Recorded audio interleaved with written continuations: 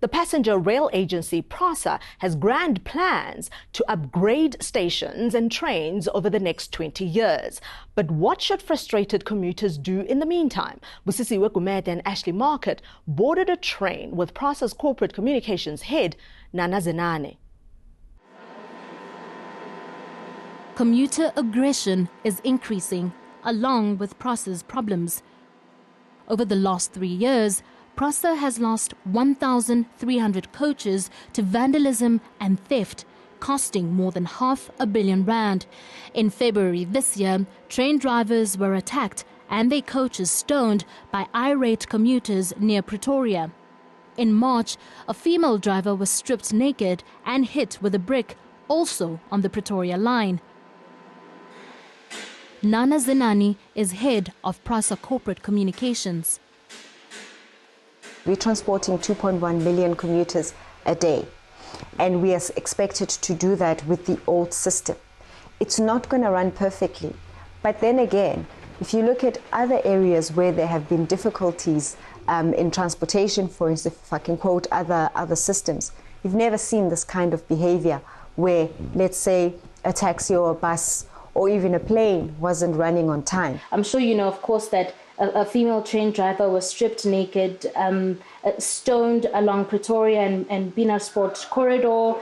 For example, last year, Joseph Kuena was brutally killed by protesters in Landsfield. When Joseph specifically was attacked, that had nothing to do with trains. Trains were running that day. It was a service delivery protest. How far can PRASA go where now the responsibility to act in a particular way becomes a community responsibility?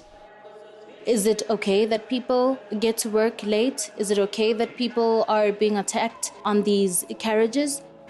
You see, the responsibility in terms of how people behave on the system will either only ever be legal or illegal. It really has nothing to do with whether we are operating on time or not. If you're not happy with the service, you've complained about the service, and we've not said tomorrow we'll be able to improve, because that's an impossibility. It means that it is a responsibility of the commuter, and I dare say, to look at alternatives, because we cannot change the service overnight. A train takes 2,600 people. If there is a mass hysteria on the train because of whatever is happening, whether the train is standing, and then there is a decision for people to attack drivers, it doesn't matter how many security guards are on board that train. You are now dealing with 2,000 people. It's almost a stadium-sized number of people. The question then becomes, how many security guards can you deploy at any given time to look after that incident? Because you don't have a warning on where those incidences are going to happen. For instance, as I go back to that situation again with the unfortunate where the lady was attacked, it was our security guard that came to the rescue, our rapid security teams that came to the rescue. In Cape Town, for instance, we added an additional 60 armed security people. And what happened 2 weeks later, after we introduced that the very team of armed security was attacked by a group of armed people. One of the security guys was shot. So now the question is, what else can Metro Rail do if we cannot assist and to respect already the areas where we have increased security and we are trying to fix what is broken? PRASA is currently renewing its fleet.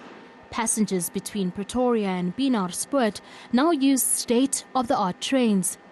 The trains are spacious and equipped with an anti-crash system to protect the driver and passengers in a collision.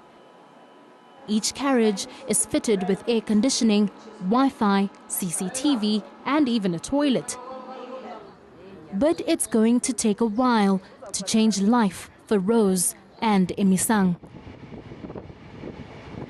It is going to be an ongoing process over the next 20 years.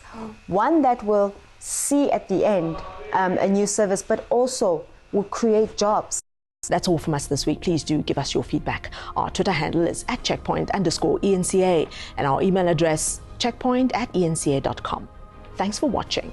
I'm Ngebile Mabuse.